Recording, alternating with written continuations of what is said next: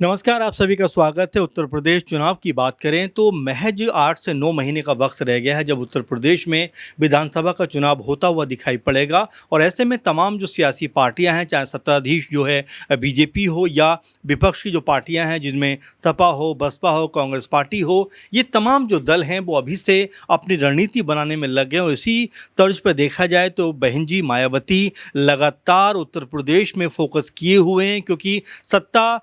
से गए हुए उनको एक ज़माना हो गया। 2007 में आखिरी दफ़ा मायावती सत्ता में आई थी और 2012 तक यानी 5 साल तक वो बतौर मुख्यमंत्री अपने पूर्ण बहुमत के साथ में सरकार को चलाती हुई दिखाई पड़ी थी। लेकिन उसके बाद अगर बात करें तो 2012 के बाद से बीएसपी का कद जो है उत्तर प्रदेश में लगातार कम होता हुआ दिखाई पड़ा है। इसकी मुख्तलिफ वजह हैं, क्योंकि यहाँ पर मायावती जो है पूरी तरीके से ये कहा जा सकता है कि उतनी एक्टिव दिखाई नहीं पड़ी हैं। सोशल मीडिया के ज़रिए कई दफ़ा उन्होंने तमाम तरह के मैसेज दिए हैं, हालांकि कभी कभार रैलियां भी की हैं, लेकिन जिस तरह से 2007 से वो पहले एक्टिव दिखाई पड़ती थी उस तरह का जो है उनका सक्रियता जो लगातार देखनी चाहिए थी वो देखने को नहीं मिली। लेकिन अब ऐसा लगता है कि मायावती ये चाहती हैं कि भाई उत्तर प्रदेश में एक बार फिर बीएसपी की सरकार बने, बीएसपी जो है यहाँ पर सत्ता में लौटती हुई दिखाई पड़े। और इसके लिए बाकायदा वो तमाम जो बीएसपी के जो नेता हैं, जो पदाधिकारी हैं, उनसे मुलाकात और बातचीत करती हुई दिखाई पड़ती हैं। उत्तर प्रदेश में भी 23-24 तारीख को उन्होंने एक मीटिंग का आयोजन किया, जहां पर तमाम जो बीएसपी के कार्यकर्ता हैं, जितने जिलाध्यक्ष हैं और जितने भी कह सकते हैं कि पार्टी को समर्थन करने वाले लोग हैं, उनके साथ में उन्होंने बैठकर बैठक की है और यहाँ पर कई मुद्दों पर बातचीत होती हुई दिखाई पड़ी। और इस मीटिंग में मायावती ने कई अहम चीज़ों पर डिस्कस भी किया। तमाम जो उनके कार्यकर्ता हैं, तमाम जो नेता हैं, उनके बीच अपनी बातों को रखा है। और महत्वपूर्ण तथ्य अगर देखा जाए तो मायावती एक बार फिर से 2007 की तरह ही जो कह सकते हैं सोशल इंजीनियरिंग का नमूना पेश किया था, यानी जो जातिगत समीकरण साधने में सफलता उन्होंने हासिल की थी, कुछ वैसा ही वो अब 2027 में भी करने का प्लान बना रही हैं। अब आप देखेंगे लगातार ब्राह्मण समुदाय को लेकर मायावती का जो रुख है वो काफ़ी नरम और लचीला दिखाई पड़ता है। कई दफ़ा उन्होंने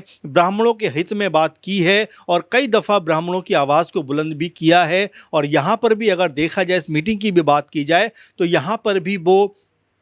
मीटिंग में एक बात रखती हुई दिखाई पड़ती हैं और ख़ास तौर पर इस बात को तवज्जो भी देती हुई दिखाई पड़ी हैं कि भाई 2027 के विधानसभा चुनाव में ब्राह्मण समुदाय के जो लोग हैं उनको विशेष तवज्जो देना चाहिए, उनको अहमियत देना चाहिए। और जिस तरह से उनके ख़िलाफ़ जो माहौल बना है उसको जो है उनकी आवाज़ को बुलंद करने का प्रयास करना चाहिए, ताकि ब्राह्मण जो समुदाय है वो अपने आप को सुरक्षित महसूस करता हुआ दिखाई पड़े। और जो भी उनके बड़े चेहरे हैं, बड़े नाम हैं, उनको कैसे बीएसपी के साथ जोड़ा जाए, इस बात को ख़ास तौर पर मायावती जी ने तवज्जो के साथ में अपने जो नेता हैं, जो पदों पर बड़े अहम पदों पर काम करते हैं बीएसपी के लिए, उनके बीच में इस बात को रखा है। इस मीटिंग में आकाश आनंद भी मौजूद रहे और यहाँ पर उनकी मौजूदगी भी कहीं ना कहीं इस बात को एक तरफ इशारा कर रही थी कि क्या आकाश आनंद आने वाले दिनों में बीएसपी की तरफ से मुख्यमंत्री का चेहरा हो सकते हैं। क्या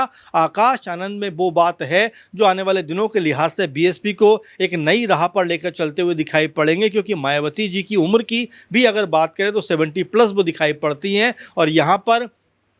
उनको अब एक बहुत बड़े सपोर्ट की पार्टी को इस्टेब्लिश करने में और पार्टी को आगे लेके जाने में अब एक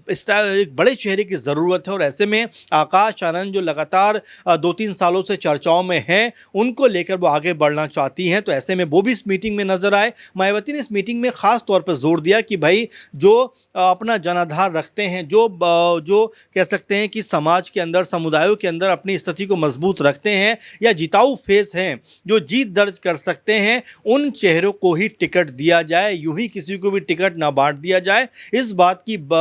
जो चर्चा है वो भी इस मीटिंग में होती हुई दिखाई पड़ी है। और इन सब के इतर जो एक बात खास तौर पर सुर्खियों में रही है इस मीटिंग के जरिए कि मायावती जी ने मीटिंग के अंदर और जब प्रेस कॉन्फ्रेंस की उस समय भी एक बार भी सपा, कांग्रेस या बीजेपी को लेकर, उनका नाम लेकर कोई प्रहार नहीं किया, उनका नाम लेकर कोई बातचीत नहीं की। अब इसके भी तमाम तरीके के मायने निकाले जा रहे हैं कि क्या मायावती अभी खामोश रहकर पूरा माहौल देखना चाहती हैं, तमाम चीज़ों को पढ़ना चाहती हैं, इसीलिए ना किसी से दोस्ती ना किसी से बैर वाला हिसाब किताब यहाँ पर वो रखना चाहती है, क्योंकि अभी तक इस मीटिंग के बाद भी और ख़ासकर इस मीटिंग के दौरान भी उन्होंने सपा बसपा या कांग्रेस पार्टी को जो सपा और बीजेपी और कांग्रेस पार्टी को लेकर कोई बड़ी बयानबाजी नहीं की और यहाँ तक कि उनका नाम भी नहीं लिया। अब आप देखेंगे ये वही कांग्रेस पार्टी है जो कुछ दिनों पहले मायावती जी से मिलने उनके 2-3 सांसद चले जाते हैं और मायावती या उनके जो कार्यकर्ता होते हैं वो उनको बेरंग वापस लौटा देते हैं। उस वक्त ऐसा लगा था कि क्या यहाँ से मायावती जो है पूरी तरीके से कांग्रेस को खारिज करती हुई दिखाई पड़ेंगी,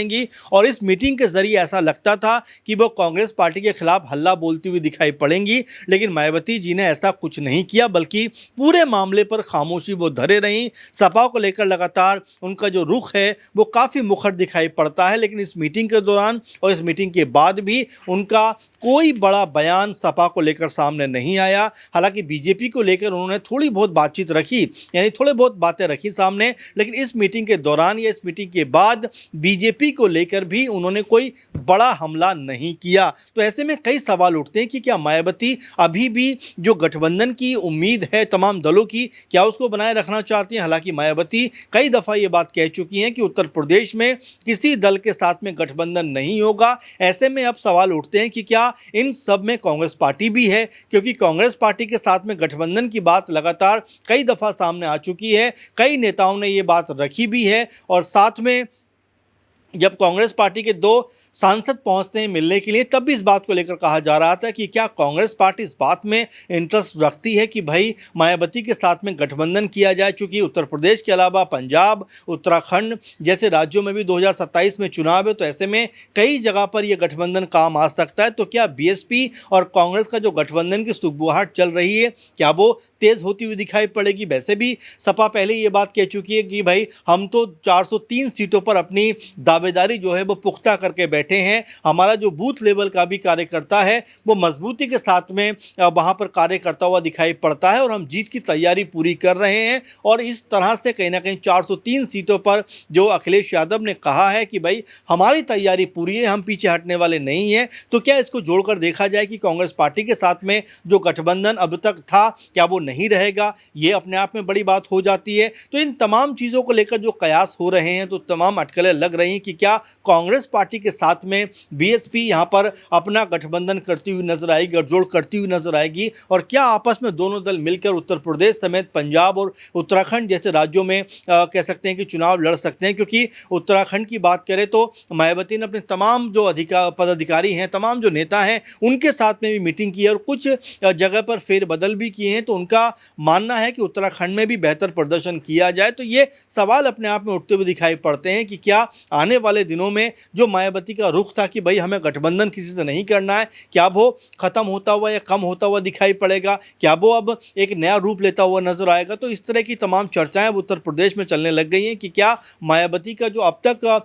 का जो ये मानना था कि भाई अकेले चुनाव लड़ा जाए, तो क्या उस इरादे से अब वो पीछे हटने वाली हैं या उनका इरादा बदलता हुआ दिखाई पड़ने वाला है। क्योंकि जिस तरह का की नरमी और जिस तरह की खामोशी उनकी इस मीटिंग के दौरान और इस मीटिंग के बाद दिखाई पड़ी है, उसने इन तमाम अटकलों को हवा ज़रूर दी है कि क्या उत्तर प्रदेश की चुनावी जो माहौल है, क्या सियासी माहौल यहाँ पर बदलता हुआ दिखाई पड़ेगा और क्या मायावती अब कोई बड़ा फैसला करती हुई दिखाई पड़ेंगी। क्योंकि उनको भी पता है कि पार्टी को इस्टेब्लिश करना है तो किसी न किसी दल का साथ लेना पड़ेगा। अब वो देखना होगा कि वो दल कौन सा होने वाला है। तो फिलहाल इस कार्यक्रम में इतना ही। आप क्या सोचते हैं कि क्या मायावती आने वाले दिनों में कोई बड़ा गठबंधन करती हुई नजर आएंगी या एकला चलो की नीति पर ही वो आगे बढ़ेंगी? अपना कमेंट जो है ज़रूर दीजिए और लगातार हमारे साथ बने रहिए। फिलहाल के प्रोग्राम में बस इतना ही। नमस्कार।